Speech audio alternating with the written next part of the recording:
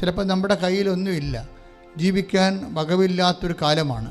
അപ്പം അങ്ങനെ വന്നാൽ പോലും അഭിഷേകം, അവൻ്റെ നാമത്തിനെക്കുറിച്ചുള്ള അഭിഷേകം ഉണ്ടെങ്കിൽ നമുക്ക് വീണ്ടും നഷ്ടപ്പെട്ടതെല്ലാം തിരിച്ചു പിടിക്കാമെന്നുള്ള വലിയൊരു സുവിശേഷം നമുക്ക് നൽകണത് പത്രോസിൻ്റെ ഏറ്റവും വലിയ ഒരു സുവിശേഷ കണ്ടുപിടുത്തമാണ്.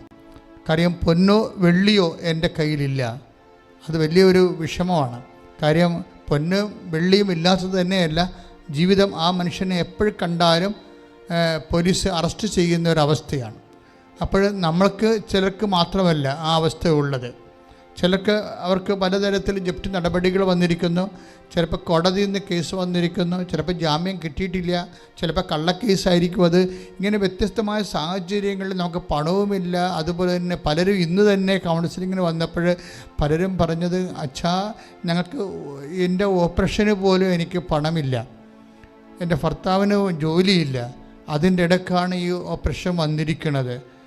അതുകൊണ്ട് ദൈവം മാത്രമേ ഞങ്ങൾക്കുള്ളൂ എന്ന്. ഒരുപക്ഷെ ഒരു മനുഷ്യൻ്റെ ഏറ്റവും വലിയ സമ്പന്നതയുടെ സമയമാണ് ദൈവം മാത്രമുള്ള സമയം. ദൈവം മാത്രമുള്ള സമയം സമ്പന്നത മാത്രമല്ല, അതാണ് സമ്പന്നതയെന്ന് അനുഭവത്തിലൂടെ പഠിച്ച ആളാണ് പത്രോസ്.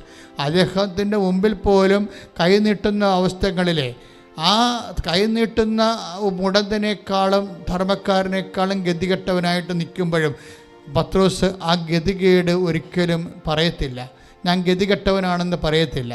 അതാണ് എൻ്റെ വിശ്വാസിയുടെ ഒരു നിലപാടാണത്. അതായത് ഞാൻ ഗതികെട്ടവനാണ്, എനിക്ക് പണമില്ലാത്തവനാണ്, എനിക്ക് ജോലിയില്ല, എനിക്ക് വീടില്ല, വീട് വെക്കാൻ സ്ഥലമില്ല, അതുപോലെ എന്നെ ആർക്കും വേണ്ട എന്നൊന്നും പത്രോസ് പറയത്തില്ല. കാര്യം എന്താണ്?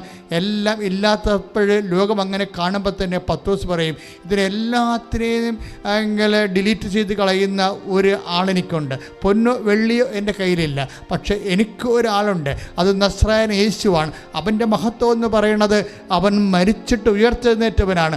ആ ഉയർത്തെഴുന്നേറ്റവൻ്റെ ഉന്നതമായ നാമത്തിൽ നീ എഴുന്നേറ്റ് നടക്കാൻ ഞാൻ കൽപ്പിക്കുമെന്ന് പറയുമ്പോൾ അവൻ എഴുന്നേറ്റ് നടക്കും. രണ്ടുപേരും ഒന്നും തുടങ്ങുകയാണ്, സഭ ഒന്നേം തുടങ്ങുകയാണ്, ആ മുടന്തൻ ഒന്നേം തുടങ്ങുകയാണ്. എല്ലാം നഷ്ടപ്പെട്ടതെല്ലാം ഒന്നേം തുടങ്ങാൻ ഒരു നാമം മാത്രമേ, യേശുക്രിസ്തുവിന് നാമം മാത്രമേ ലോകത്തിൽ നൽകപ്പെട്ടിട്ടുള്ളൂ. ആ ഉന്നതമായ നാമത്തെ ഓർത്തുകൊണ്ട് ശ്രദ്ധിക്കട്ടെ.